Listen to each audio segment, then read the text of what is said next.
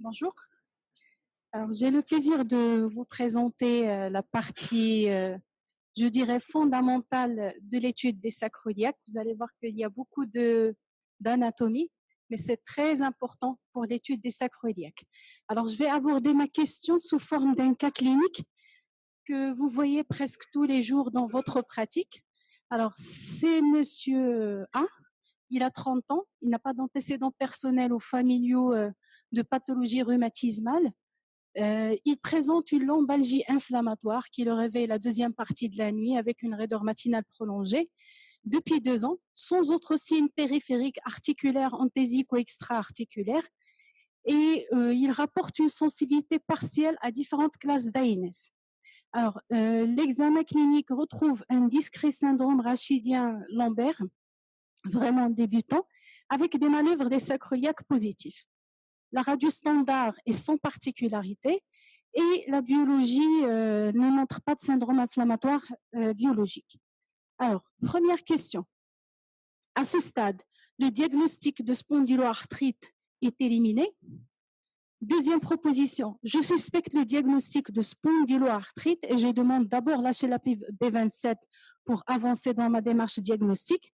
Troisième proposition, je suspecte le diagnostic de spondyloarthrite et je demande d'abord une IRM des sacroiliacs. Quatrième proposition, si HLA-B 27 est négatif, je demande une IRM des sacroiliacs. Cinquième proposition, si HLA-B 27 positif et l'IRM des sacroiliacs est négatif, alors là, j'exclus le diagnostic de spondyloarthrite.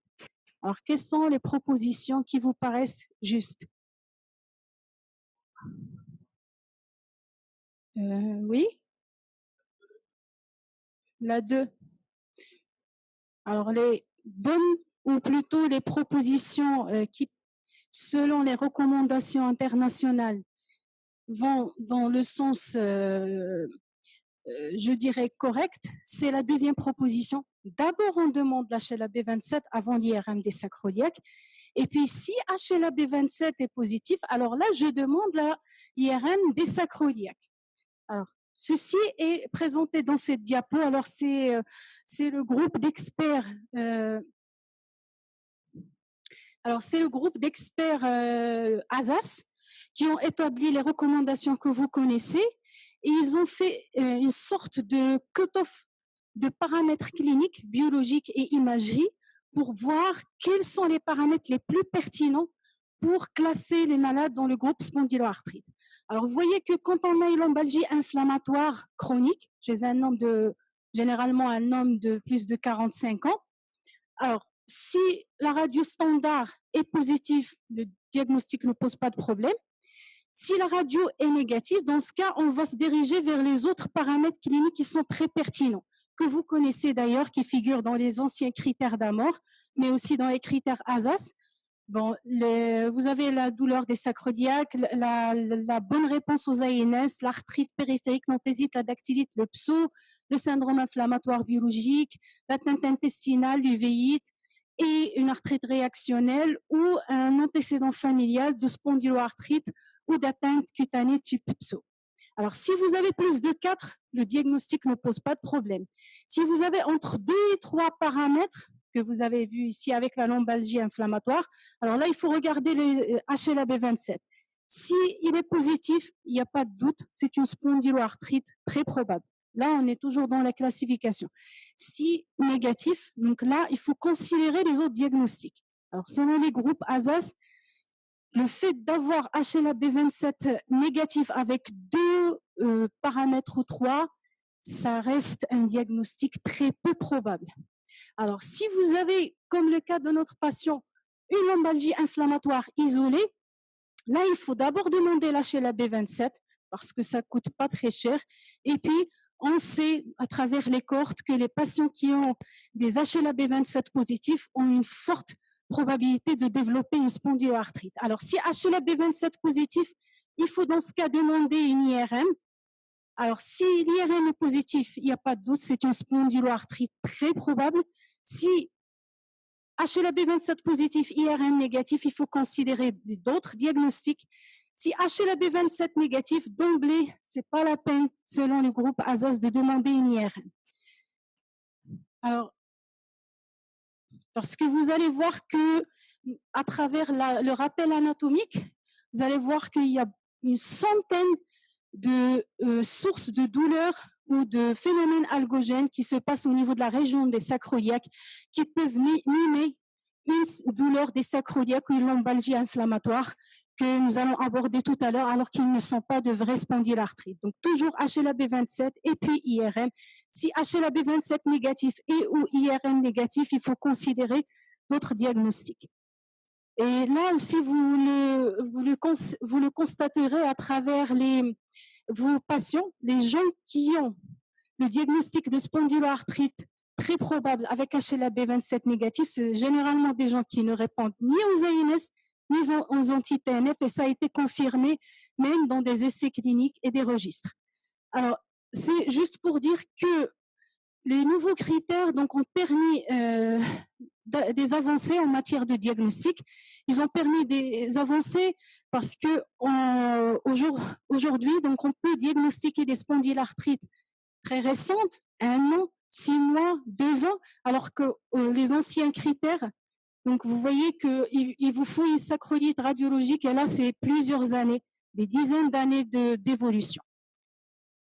Alors, donc là, vous voyez qu'à chaque fois qu'on a l'IRM qui se surajoute aux critères diagnostiques ou de classification, vous allez avoir une sensibilité, une spécificité qui est supérieure. Alors, je vais aborder rapidement mes objectifs pédagogiques. Alors, donc, vous voyez qu'à travers cette question, si l'HLA-B27 est positif, donc ce cas, donc l'IRM s'avère intéressante chez ce patient. Et pour étudier l'IRM, il faut vraiment passer par ces 3 objectifs. D'abord, reconnaître les séquences IRM utiles pour le diagnostic et l'étude des sacroiliaques. Ensuite, reconnaître les 4 types de coupes nécessaires pour l'étude des sacroiliaques. Et enfin, parler des signes IRM d'une sacroiliite rhumatismale. Oui. On en reparle tout à l'heure, si vous voulez bien. Alors, reconnaître les séquences utiles pour l'étude des sacroiliaques. Alors, rapidement, j'ai fait dans ce tableau un résumé des séquences. Il y en a des centaines, mais les plus utilisées, c'est la séquence T1 et le STIR. Alors, la séquence T1, c'est une séquence anatomique, elle est indispensable pour l'étude de la moelle osseuse. Et c'est une séquence qui est très importante et préalable à toute analyse de la séquence STIR. Quant à la séquence STIR, c'est une sorte de T2, mais avec suppression de graisse périphérique. C'est une suppression totale. C'est contrairement à la FATSAT, qui est une suppression hétérogène, donc vous allez avoir toujours de la graisse en périphérie. Alors, comment reconnaître les 2 séquences? La séquence T1, donc la graisse apparaît très intense. La séquence T2 STIR, la graisse est supprimée, donc ça va apparaître en hypo. Et donc, le paramètre le plus important pour l'étude des séquences, c'est le liquide. Ce n'est pas la graisse, mais c'est le liquide qui est le meilleur critère pour identifier les séquences. Alors, le liquide, généralement, soit le LCR ou le liquide articulaire ou les urines, ils apparaissent noirs en T1 et ils deviennent blancs en T2 ou en STIR. D'accord? Alors, je vous fais grâce des paramètres techniques. Alors, vous voyez ici, donc là, vous avez la séquence T1. Donc, vous voyez la graisse, elle est en hyper signal. Et là, c'est la séquence T2 où la graisse apparaît en hyposignal. Alors, comment se manifestent les différentes anomalies ou les lésions élémentaires IRM d'une atteinte des sacroiliaques? Alors, l'œdème osseux, qui est la lésion la plus caractéristique d'une lésion inflammatoire. Alors, l'œdème sous-chondral, il est en hypo-T1 hyperstir.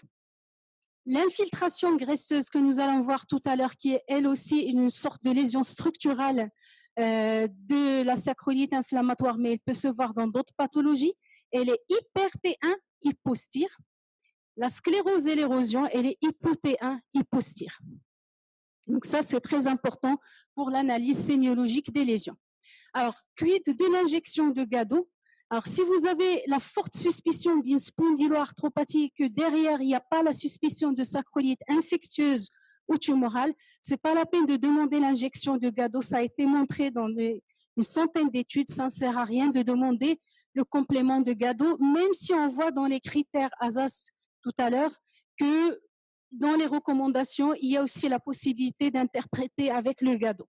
Mais en pratique, il faut demander T1 et STIR, ils sont largement suffisants pour l'étude des sacroiliaques si on suspecte une sacrolyite dans le cadre d'une spondyloarthrite. Alors, vous voyez ici que dans ces IRM, que le STIR et le T1, ils ont les mêmes supports en matière d'analyse élémentaire. Donc, vous voyez l'œdème osseux qui est en hypersignia, il n'y a pas de changement par rapport au T1 GADO. Alors, deuxième objectif, c'est reconnaître les 4 types de coupes nécessaires pour l'étude des sacroiliaques.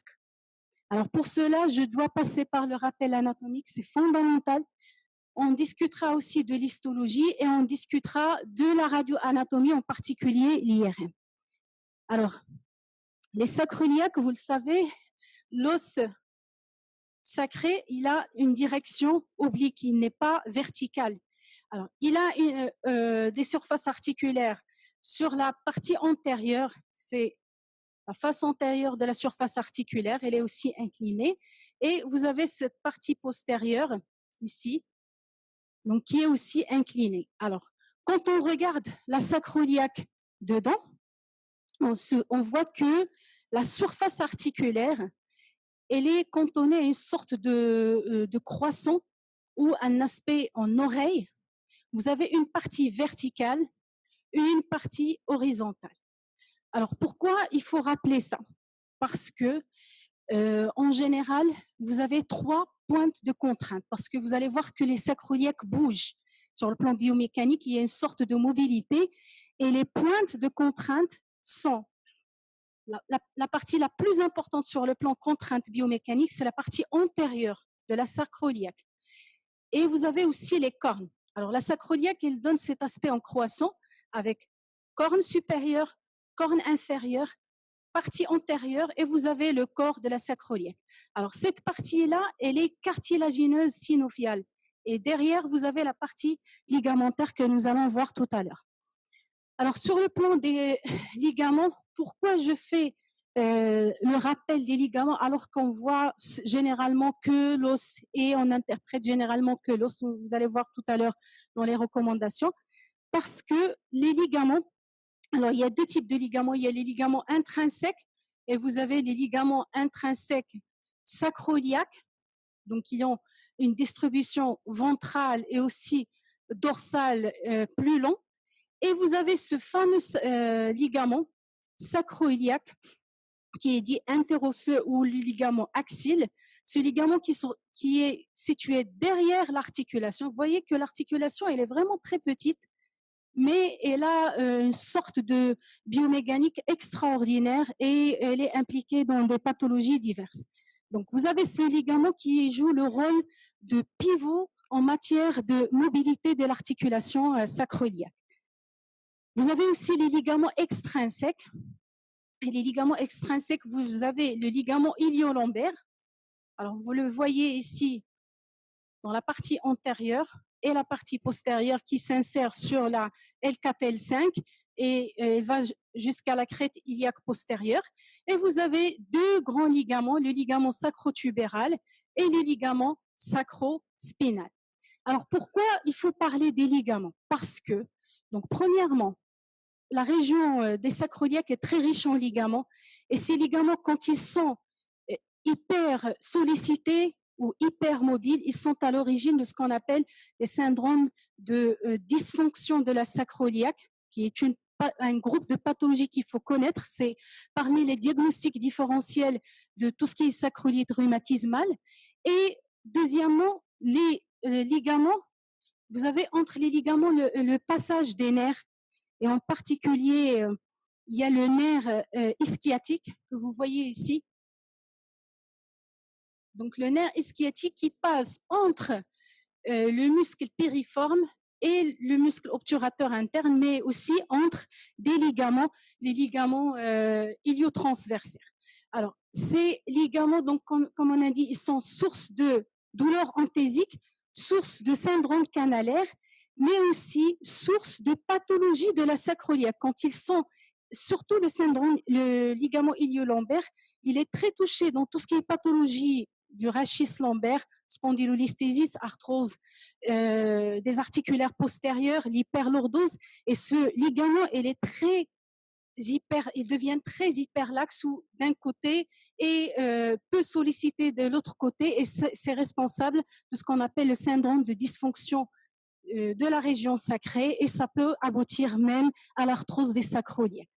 Alors, les muscles, bon, je ne détaillerai pas tous les muscles, c'est juste pour dire qu'il y a des muscles qui permettent le verrouillage antérieur et le verrouillage postérieur. Vous avez les muscles fessiers, mais vous avez aussi ce muscle périforme qui est extrinsèque à l'articulation sacro-iliaque, mais qui se trouve juste en arrière de l'articulation sacro-iliaque. Et ce muscle, quand il souffre, ou quand il est hyper sollicité et épaissi, il va entraîner ce qu'on appelle le syndrome myofacial, une atteinte locorégionale, une sorte de souffrance du nerf ischiotique, et ça peut donner ce qu'on appelle les douleurs du nerf ischiotique, qui peuvent ressembler exactement aux douleurs des sacroiliaques, et en particulier la sacroiliite inflammatoire. Ça peut donner des douleurs inflammatoires vraiment comme la sacroiliite de la spondylarthrite.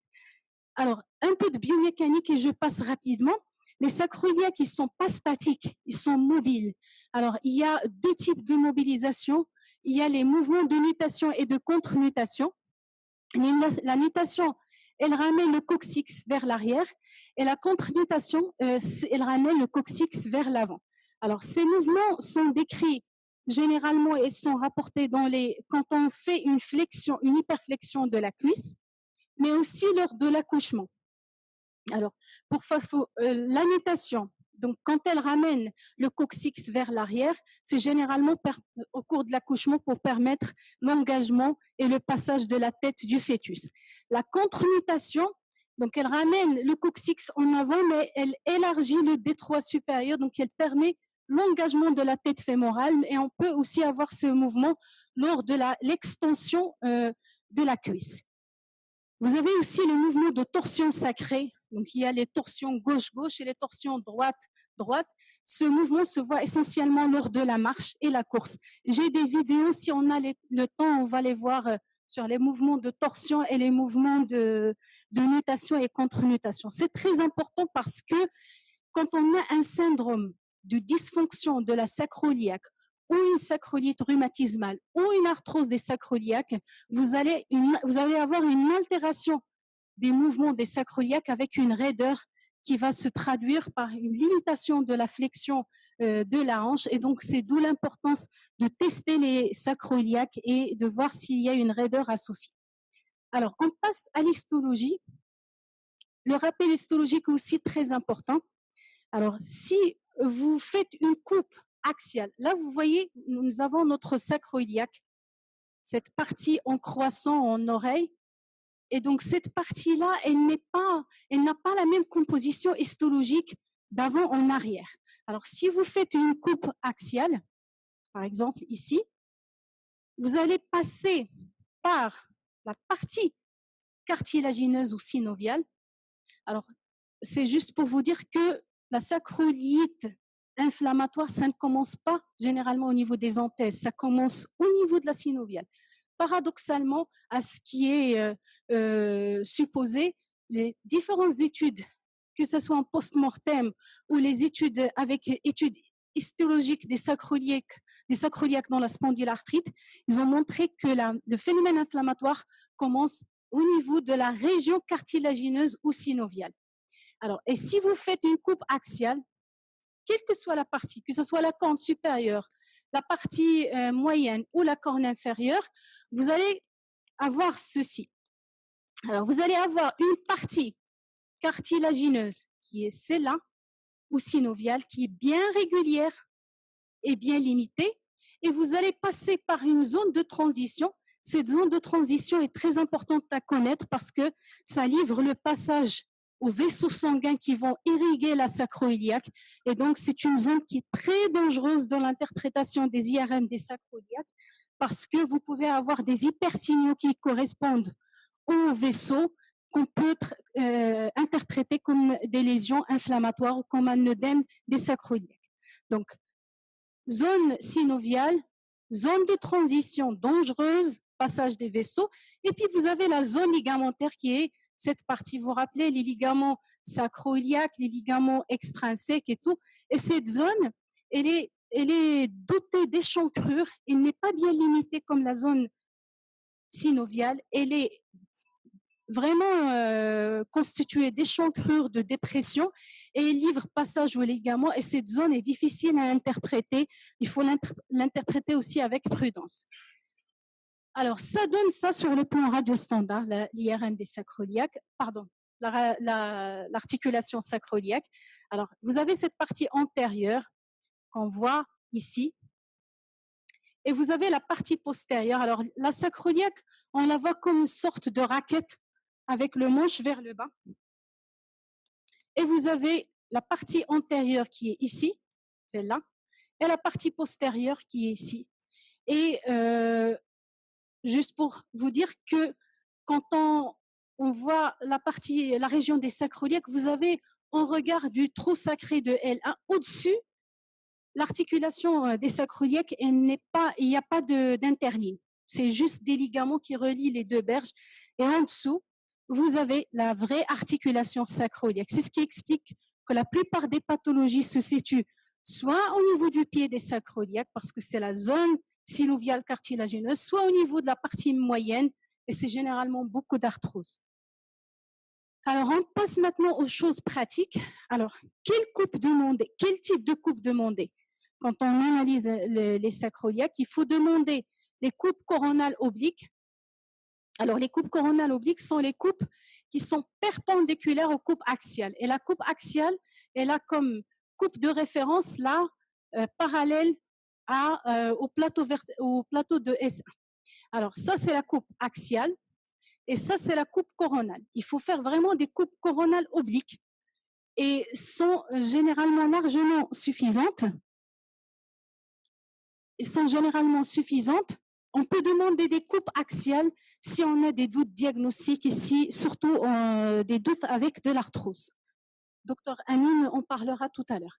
Alors, quel type de coupe? Ça, c'est le plus important de tout ce topo parce que généralement, que ce soit le scanner ou l'IRM, généralement, le radiologue, il va vous donner des coupes comme ça, des coupes coronales. Alors, les coupes coronales, alors il y a l'Aredo qui a le plus étudié les sacroiliaques. Et pour lui, il y avait 3 types de coupes définies avant, mais lui, il a rajouté la coupe antérieure, qui est une coupe très intéressante. Alors, je schématise. Donc, vous avez la coupe 4, ici, c'est la coupe toute antérieure. Vous vous rappelez, l'aspect en croissant, c'est la coupe antérieure. Vous avez la coupe 3, c'est la coupe du corps qui passe vraiment par le corps des sacroiliaques, et c'est la coupe la plus importante et la plus intéressante parce qu'il vous permet d'étudier l'articulation en totalité, et l'avantage de cette coupe, c'est que l'interligne est bien limitée, il n'y a pas d'échancrure, il n'y a généralement pas ou très peu de vaisseaux, et quand vous reculez vers l'arrière, vous arrivez à la zone de transition ou la coupe transitionnelle. Là, vous avez beaucoup de vaisseaux qui passent par ici, et c'est une surface qui est très difficile à interpréter, et vous passez vers la zone ligamentaire, ici. Et généralement, c'est la coupe des cornes, et puis la coupe transitionnelle, la coupe, ligamentaire, de la région ligamentaire. Alors, ça donne ça sur le plan IRM. Donc là, c'est la coupe du corps, la coupe antérieure, toute antérieure, ici. Donc la coupe antérieure, donc on a dit que la région antérieure des sacroiliaques, elle est synoviale ou cartilagineuse. Donc vous allez avoir l'interligne qui est bien limitée. Et donc vous pouvez interpréter cette zone sans danger. Et plus on avance, on passe à la coupe du corps. Donc là, c'est le T1 et là, c'est le T2, STIR. Et donc là, vous voyez, c'est la coupe du corps. Comment la reconnaître? Donc d'une part, vous avez l'interligne qui est bien limitée. Il n'y a pas d'échancrure, comme ici, la zone transitionnelle. Et vous voyez ici, c'est un exemple vraiment typique de zone transitionnelle où il y a le passage d'un vaisseau et on a beaucoup d'IRM qu'on reçoit avec interprétation œdème, de l'os sous-chondral comme une sacroiliite rhumatismale, alors que c'est juste la coupe des vaisseaux. Donc, il faut vraiment analyser le type de coupe. La meilleure, c'est analyser les sacroiliaques dans la région du corps. On peut analyser la coupe transitionnelle, mais quand vous voyez cette image arrondie ici, dans la zone transitionnelle, il faut se méfier, c'est généralement un vaisseau. Donc là, on avance donc, dans la zone ligamentaire, donc ici. Donc là, vous voyez que là aussi, vous avez des hypersignaux. Donc là, vous avez l'hypersignal et là, vous avez la persistance d'hypersignaux que vous pouvez ou que le radiologue peut interpréter comme une sacroiliite ou un œdème sous-chondral, alors que c'est juste le passage des vaisseaux. Regardez ici. C'est juste le passage des vaisseaux au niveau de la zone ligamentaire aussi. Alors, qu'est-ce qu'il faut retenir de tout ça? Donc, il faut connaître l'anatomie des sacroiliaques parce que la bonne connaissance des sources algogènes de la région des sacroiliaques peut vraiment faire discuter beaucoup de diagnostics différentiels. Si vous avez un type HLA-B27 négatif, vous avez une IRM des sacroiliaques négatif, il faut penser au diagnostic différentiel. Je ne parlerai pas de l'arthrose parce que Madame Amine va en parler tout à l'heure, qui reste le diagnostic différentiel le plus important, mais vous pouvez avoir des syndromes canalaires, vous pouvez avoir des syndromes myofasciaux, vous pouvez avoir des projections de douleurs neurogènes qui vont venir de la région lombaire ou de la région des sacroiliaques. Il faut vraiment se méfier de l'interprétation des douleurs à ce niveau. Donc la coupe coronale est généralement la plus suffisante. Généralement, elle est suffisante pour l'interprétation, mais on peut être aidé de coupe axiale si on a des doutes avec l'arthrose. Il faut reconnaître les 4 types de coupe. La coupe du corps permet le diagnostic de la sacroiliite. La coupe des cornes permet éventuellement, si on a des doutes avec l'arthrose, d'interpréter cette zone. Et on a dit que la région antérieure et les cornes sont des zones de contrainte maximale, surtout chez la femme. Et la femme enceinte, la femme multipare, c'est généralement des femmes qui vont développer de l'arthrose qui peut être des diagnostics différentiels avec la sacroiliite inflammatoire, la sacroiliite rhumatisme. Alors, la coupe transitionnelle, elle est dangereuse, on l'a dit. La coupe antérieure est siège fréquent d'arthrose. Donc, on avance. Pardon. Alors, identifier les signes IRM d'une sacroiliite rhumatismale. Donc, je pense qu'on en a parlé tout à l'heure. Alors, le groupe ASAS définit ce qu'on appelle les lésions inflammatoires et les lésions structurales. Les lésions inflammatoires, la lésion la plus importante et la plus, je ne dirais pas spécifique, mais caractéristique d'une inflammation au niveau de l'os sous-chondral, c'est l'œdème osseux. Vous avez aussi la capsulite, plus ou moins, anthésite, plus ou moins, et synovite, plus ou moins. Pourquoi le groupe ASAS ne parle pas trop ou presque élimine et ne fait pas retenir la capsulite, l'anthésite et la synovite? Parce qu'ils sont très rares. On a vu que la sacroiliite de la SPA, ça commence au niveau de la région cartilagineuse ou synoviale, et vous avez très peu ou pas d'anthésite généralement. Alors, les lésions structurales, vous avez les érosions, l'infiltration graisseuse, la sclérose et enfin l'ankylose. Alors, le groupe ASAS dit qu'il doit être requis l'élément suivant, l'œdème osseux. Pour définir une sacroiliite active, il faut avoir de l'œdème osseux. Et l'œdème osseux doit être en hypersignal styre ou rehaussement osseux T1 post-gado. Vous voyez qu'ils retiennent la post-gado, mais généralement dans les différentes études, ils disent que le gado n'est pas nécessaire. Vous ne faites que rajouter presque 1400 dirhams aux malades pour l'injection de gado. C'est payant, ce n'est pas gratuit. Dans les cliniques, mais les hôpitaux, c'est généralement le même prix. Alors, l'inflammation, elle doit être clairement présente et localisée au niveau de la zone anatomique typique. Qu'est-ce que c'est que la zone anatomique typique? C'est la zone de l'os sous-chondral. Et l'aspect de l'œdème osseux doit être fortement évocateur de SPA. On va voir tout à l'heure ce que c'est qu'un œdème osseux typique de SPA. Ne fait pas partie de la définition d'une sacroiliite active la présence de synovite, anthésite ou capsulite, seule, sans œdème osseux. Même si vous avez ces 3, synovite, anthésite et capsulite, mais s'il n'y a pas d'œdème osseux, vous ne pouvez pas retenir le diagnostic de sacroiliite active. Alors, la présence de lésions structurales ne font pas partie de la définition de sacrolyte actif, mais ça reste des lésions qu'on peut discuter comme étant des lésions de l'évolution structurelle. Alors, toujours les guidelines du groupe ASAS, ils disent que l'œdème osseux doit être présent sur au moins 2 coupes successives. Avoir un œdème sur une seule coupe, c'est très suspect.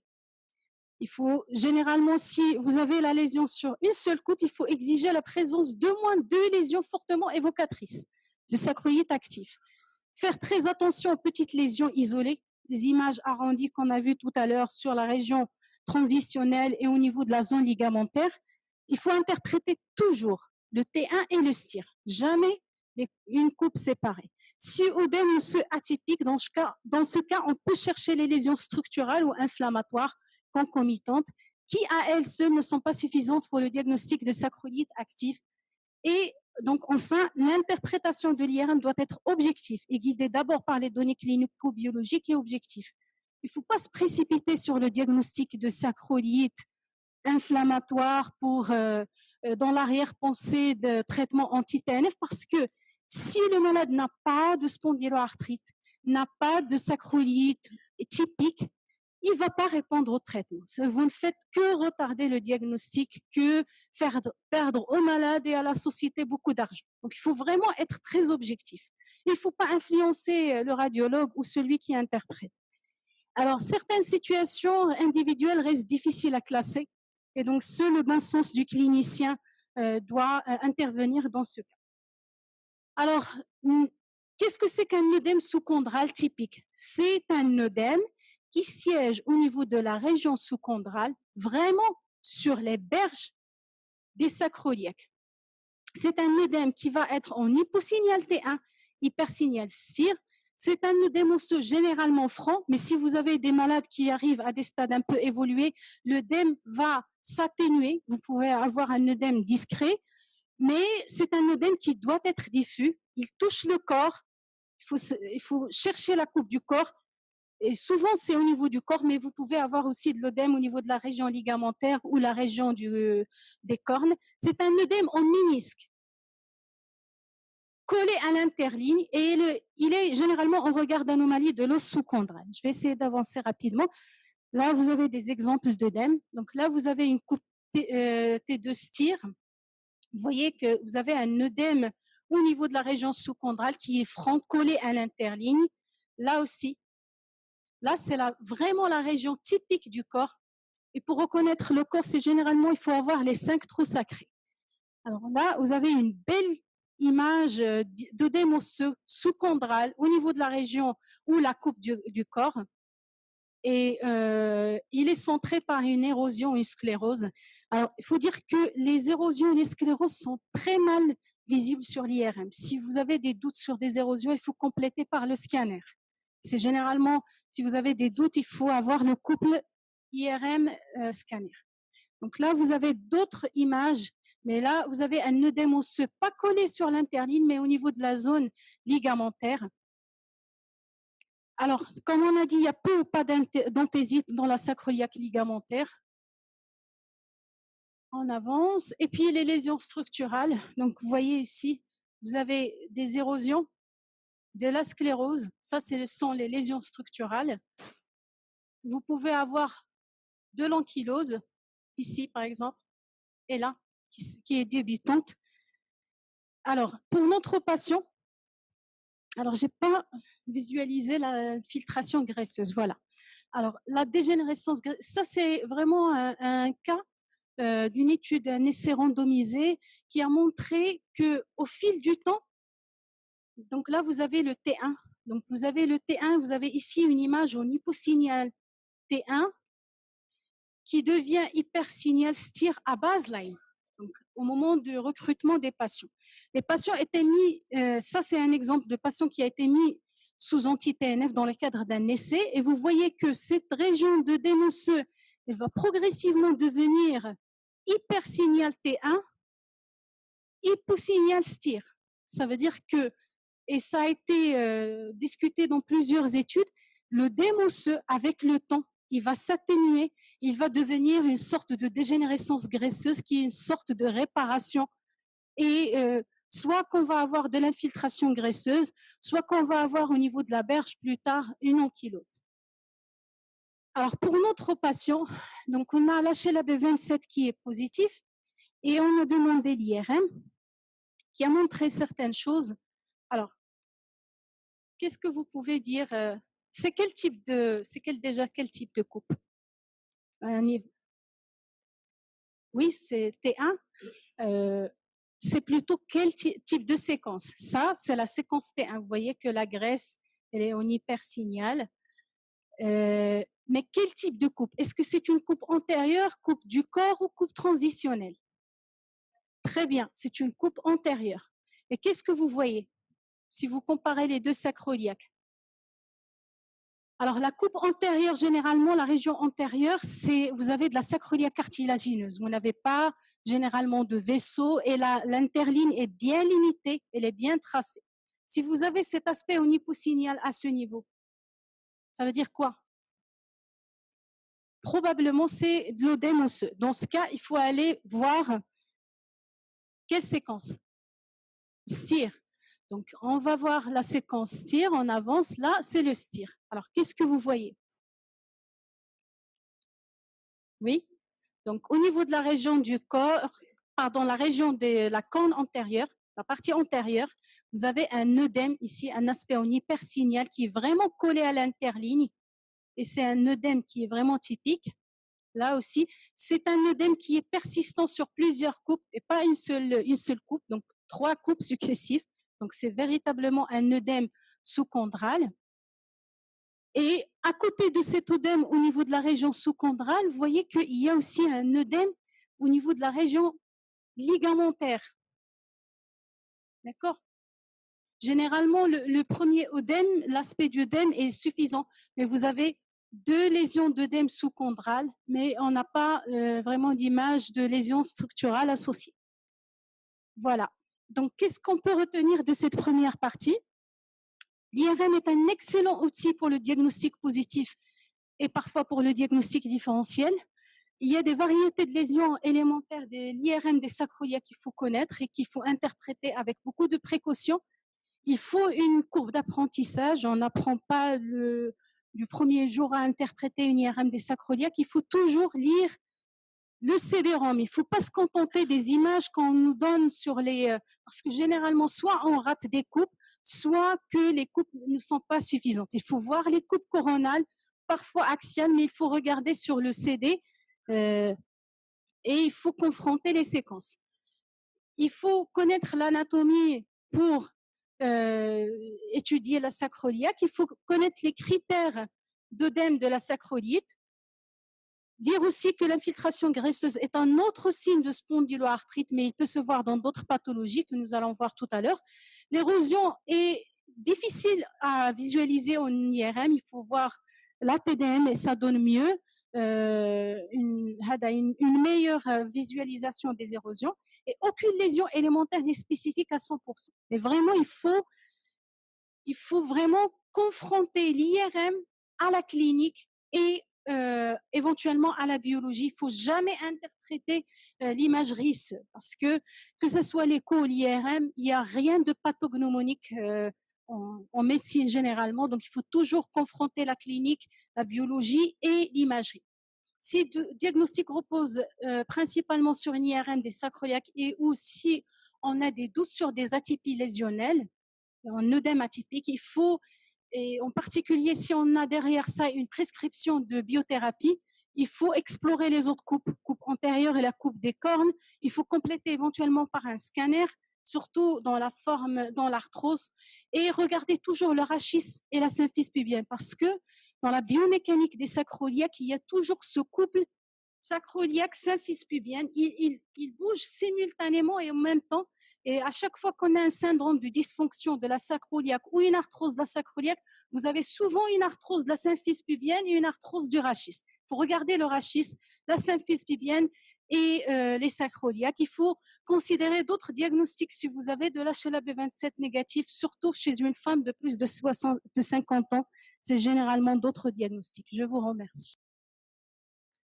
Donc, les critères ASAS 2009 se basent pour poser le diagnostic de spondylarthropathie pour le versant radiologique sur avoir une sacroïléite, qu'elle soit radiologique ou IRM. Il suffit un seul critère clinique. Donc, ça pèse et ceci se base bien sûr sur des critères. On en a déjà vu, donc on va répéter quelque chose qu'a fait professeur Rostom, mais c'est bien pour nous de répéter pour bien acquérir cette capacité d'interpréter les IRM. Donc, définir une sacroïléite, bien sûr, on a des signes inflammatoires, à savoir l'œdème, la capsulite, la synovite et l'anthésite qui nécessitent l'injection de gado est difficile. Les signes structuraux, à savoir l'érosion, la condensation, les anomalies de l'interligne et bien sûr l'ankylose ou la conversion graisseuse. Les critères de l'ASAS ne prennent en compte que l'œdème. Donc, si on partage chaque interligne de sacroiliac sur 4 cadrans, les critères de l'ASAS nous disent qu'il faut un œdème osseux sur au moins 2 cadrans ou sur 2 coupes successives. Quand on a un œdème comme ça, avec un hyposignal T1, un hypersignal en STIR, c'est facile de poser le diagnostic de sacroïléite. Mais est-ce que toutes les images d'œdème osseux sont faciles à reconnaître? Est-ce qu'on est les seuls à avoir des difficultés à interpréter les IRM des sacroiliacs? Est-ce qu'elles sont spécifiques de la sacroïléite? Et comment on va faire pour améliorer la fiabilité de l'IRM et pour ne pas avoir des erreurs de diagnostic positif de la sacroïléite inflammatoire, posant le diagnostic de spondyloarthropathie et parfois justifiant la mise en route d'un traitement par un biologique. Donc, pour la première question, donc, on va voir que les études, cette étude qui est récemment publiée en 2017, les auteurs ont pris 58 patients qui étaient candidats à une biothérapie et qui ont eu, pendant l'année en pré-thérapeutique, 4 moyens d'imagerie, à savoir une radiographie standard, un scanner des sacroiliacs, une IRM des sacroiliacs et un scanner abdominal. Ils ont pris des rhumatologues, des radiologues, ils leur ont donné les 4 moyens d'imagerie et ils leur ont demandé d'interpréter en aveugle ces images. Qu'est-ce qu'on trouve? Pour dire est-ce qu'il y a sacroïléite, oui ou non, la concordance entre les lecteurs est faible et le kappa n'est que de 0,45 à 0,55.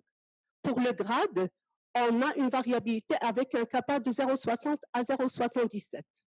Ceci peut être amélioré lorsqu'on s'intéresse à des lésions structurales comme les érosions ou comme les scléroses. Une autre étude qu'on connaît tous le désir, ou la cohorte désir française, pour le diagnostic précoce des spondylarthropathies indifférenciées récentes, l'objectif ici, c'était de voir, ils ont pris les lecteurs qui sont concernés par la cohorte désir, ils leur ont donné les IRM à interpréter, puis ils ont envoyé ces IRM à d'autres lecteurs, des rhumatologues et des radiologues qui ne sont pas entraînés, qui n'ont pas eu cette formation. Donc, pour les lecteurs centraux, il y avait une concordance qui était bonne. Alors que quand ils donnaient ces IRM à des lecteurs qui n'étaient pas entraînés, il y avait une baisse de diagnostic de 52,6% pour les lecteurs de la cohorte désir à 35,4% pour les lecteurs non entraînés. Donc, les difficultés de mettre en évidence un œdème osseux confirmant une sacroïléite inflammatoire n'est pas spécifique à nous. C'est une difficulté qu'il faudrait savoir dépasser. Est-ce que l'œdème osseux est spécifique à la sacroïléite? Déjà, professeur Rostom nous a dit que non, ce n'est pas spécifique. On va essayer de voir des images et de voir ce qu'on a acquis lors de la première séance pour essayer de l'appliquer. Donc, vous voyez ici, si on applique à la lettre les critères ASAS, qu'est-ce qu'on a? On a des lésions en hyposignal en T1 qui deviennent en hypersignal en T2. C'est une coupe qui n'est pas coronale, qui est coronale, mais ce sont des petites, donc ce sont des vaisseaux. Donc, ne pas prendre pour des vaisseaux un œdème osseux. Ici, on a une grande image hypogène, hyposignal en T1. On voit qu'elle prend un œdème autour au STIR, plutôt après injection, et au STIR aussi qu'on a de l'œdème. Mais c'est juste un ligament. Donc, on voit ici que c'est la coupe ligamentaire. Donc, c'est des choses qu'on a vues, mais qu'il faut s'entraîner à les revoir pour ne pas poser de diagnostic faussement positif de sacroïléite. Ici, quand on voit l'IRM, on a cette image en STIR. On a l'impression qu'il y a une image de destruction avec de l'œdème. Donc, on a envie de dire que c'est une sacroïléite. Non. Regardez la coupe axiale, la coupe scanner. Il y a un prolongement postérieur. C'est une variante anatomique avec une arthrose érosive. Donc, c'est des variantes anatomiques, des articulations sacroiliaques accessoires. Donc, faire attention à des variations anatomiques, que ce soit les ligaments, que ce soit les vaisseaux, que ce soit les sacroiliaques. Les diagnostics différentiels, je vais traiter les diagnostics différentiels sur l'imagerie. Je ne vais pas m'intéresser aux diagnostics différentiels cliniques, ce qu'a traité Mme Rostom. Donc maintenant, on est devant un cas clinique. Vous voyez un homme, donc sexe masculin, il est jeune, 27 ans, il a une lombalgie inflammatoire depuis 3 mois, qui est sensible aux anti-inflammatoires non stéroïdiens et qui a un syndrome inflammatoire avec une CRP à 30. Voilà son IRM. Qu'est-ce qu'on voit? On a de l'œdème, oui. Est-ce qu'il est typique?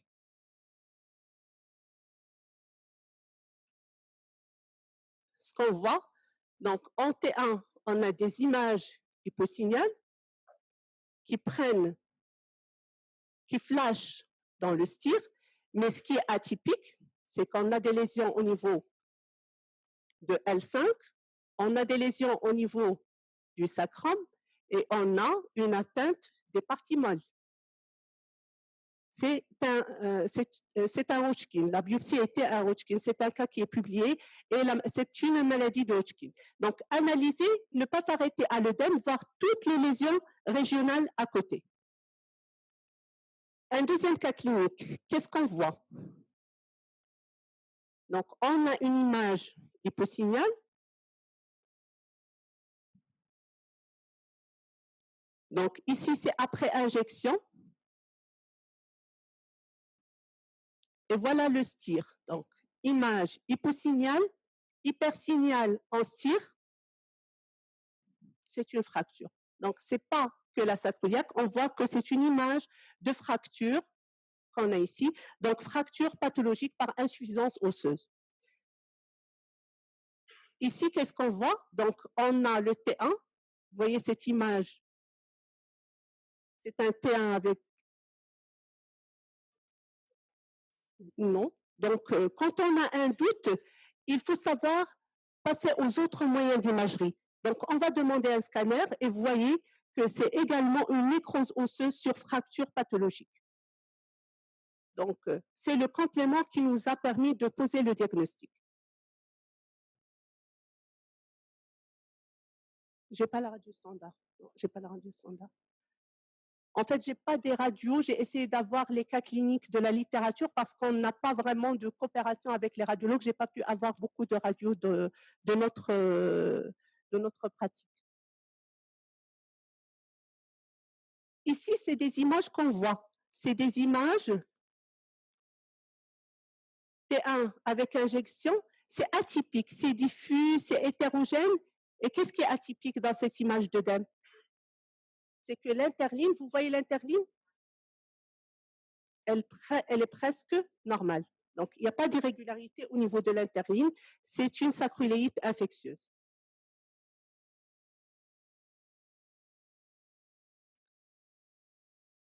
C'est un jeune qui a 37 ans, qui vient vous voir parce qu'il a des féstalgies, il a des douleurs qui le réveillent la nuit, il a des lombalgies et on a cette radio standard. Donc, qu'est-ce qu'on voit? On a l'impression que c'est une ankylose. C'est une sclérose osseuse. Donc, si on la voit, donc on a une condensation. Donc, on demande, vous voyez, que ça, c'est pour vous montrer que c'est une image qui peut être œdémateuse. Même les lésions au niveau d'arthrose des sacroiliaques peuvent flasher au STIR. Et la confirmation vient avec le scanner. On a une interligne qui est normale et la condensation qui est au STIR, elle est tout autour. Ceci, on va voir, c'est l'équivalent du modique 1. C'est l'équivalent d'une arthrose. On a les poussées d'arthrose actives au niveau du genou, on a le modique 1 au niveau de la lombalgie, on en a aussi au niveau de la sacroiliaque. Donc, à chaque fois qu'on a le doute, il faut compléter par un scanner pour être sûr, au moins faire des coupes axiales. Demander à nos radiologues dans l'IRM de nous faire des coupes axiales. Les coupes axiales sont plus faciles à interpréter parce qu'on va voir que l'arthrose, elle est plutôt antérieure.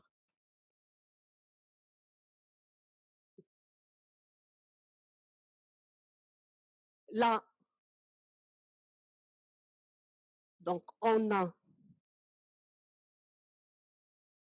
de l'œdème au niveau d'une sacro-iliaque dégénérative sur cette coupe, le scanner. Donc, c'est juste pour vous montrer ces images de coupe. Qu'est-ce qu'on voit sur cette coupe? On voit ça. Donc, c'est une hémisacralisation de L5 qui donne une lésion dégénérative avec une arthrose. Et donc, vous voyez, et quand on fait l'IRM des sacroiliaques avec des coupes, ça peut donner de l'œdème au niveau de la sacroiliaque. Donc, comme on a vu, il faut s'intéresser toujours au rachis lombaire et à la symphyse pubienne pour, quand on a le doute. On peut avoir de l'œdème et c'est l'œdème qui accompagne une arthrose évolutive au niveau d'une hémisacralisation de L5. Donc, en fait, c'est épidémiologique. Les arthroses sont beaucoup plus fréquentes que la sacroiléite inflammatoire. Donc, on a un risque de tomber plus sur une sacro-iliaque dégénérative avec un modique 1 que sur une sacro-iliaque inflammatoire dans le cadre d'une spondyloarthropathie. Et donc, la valeur prédictive positive des œdèmes des sacroiliaques est de 8% dans le diagnostic de sacroiléite dans le cas de l'arthrose. Et donc, toujours dans le cas de l'arthrose érosive, il faut regarder le rachis et regarder la symphyse pubienne. Donc, c'est pour insister sur le caractère modique. Une arthrose, vous voyez l'image en T1 et l'image en STIR. On peut avoir vraiment des difficultés à poser le diagnostic différentiel d'une arthrose des sacroiliaques. L'arthrose des sacroiliaques, donc, elle est très fréquente. Il faut savoir connaître les variantes anatomiques. Il faut dire que actuellement, on est en train de discuter les critères ASAS pour les mettre à jour parce qu'on s'est rendu compte que la valeur prédictive positive de l'œdème seule n'est pas suffisante et on est en train de les changer. Ils seront probablement publiables cette année pour mettre en association des lésions plutôt structurales en association avec l'œdème inflammatoire. Ici, c'est un article que j'ai trouvé très intéressant qui est récemment publié. Là, les auteurs ont pris 5 populations. Ils ont pris des volontaires sains, des spondylarthrites axiales, des lombalgiques chroniques, des coureurs et des lombalgiques en postpartum, des femmes dans l'année donc qui venaient d'accoucher et des coureurs qui couraient au moins 3 heures par semaine. ils ont fait une lecture en insu par 3 lecteurs de l'IRM selon les critères de l'ASAS.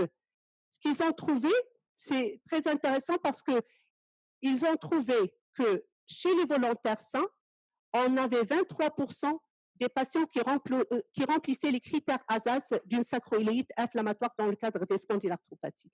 Ceci est plus important chez les femmes en postpartum, 57% des cas. Quand ils sont intéressés au scoring de cet œdème, ça veut dire qu'ils ont pris le score SPARC, divisé les sacroiliaques en 4 compartiments, voir l'intensité de l'œdème et le grade de l'œdème, là, ils ont pu différencier parce qu'on voit que c'est plus important chez les patients atteints de spondylarthropathie que chez les volontaires sains et les lombalgies chroniques. Ils se sont intéressés à la taille de l'œdème. Quand ça dépassait 1 cm, et là, on voyait que c'était spécifique aux spondylarthropathies et qu'on avait juste un cas chez les femmes en postpartum lombalgique. Donc, comment augmenter la fiabilité de l'IRM des sacroiliaques pour le diagnostic de spondylarthropathie? Donc, là, je vais me répéter, ou répéter ce qui a déjà été dit. Donc, reconnaître les 4 coupes, reconnaître la coupe transitionnelle la plus dangereuse, les vaisseaux en bordure de surface cartilagineuse, l'arthrose sur les variantes anatomiques. La coupe de corps, c'est là où on cherche la sacroïléite. Se rappeler toujours de cette coupe avec ces images sur les coupes transitionnelles qui sont des ligaments et ne pas prendre en considération comme un œdème. Les caractéristiques de l'œdème. Donc, se rappeler de cet œdème qui est en forme de ménisque, qui est franc, qui est accolé à la sacroiliaque, qui est diffus, qui est en plein cartilage. Se rappeler de la taille de l'œdème, quand il dépasse 1 cm, il est plus évocateur et plus spécifique de la spondylarthrite. Se rappeler de l'intensité de l'œdème. Il y a un autre scoring qui est utilisé par les Anglais pour l'intensité de l'œdème. Plus l'œdème est plus intense et plus blanc, plus il est spécifique de la spondylarthrite ankylosante. L'œdème est plus évocateur de la sacroïléite dans le cadre de spondylarthropathie quand il est en regard de l'anomalie de l'os iliaque sous-chondral. Ces anomalies sont l'œdème toujours régresse, regresse. Chaque œdème va disparaître et va être remplacé par de la graisse pour être remplacé par de la fibrose, pour évoluer vers une lésion structurale, donner l'ankylose. On se rappelle de cette lésion fondamentale qu'on a tous vue dans l'évolution de l'anthésite et on va comprendre les IRM avec leur évolution. Donc, chaque œdème régresse, puis regresse pour devenir structural. Lorsqu'on a sur la même coupe des lésions d'œdème avec des images d'érosion, avec des images de graisse, là, c'est beaucoup plus spécifique de spondylarthrite. Quand on a également des érosions osseuses,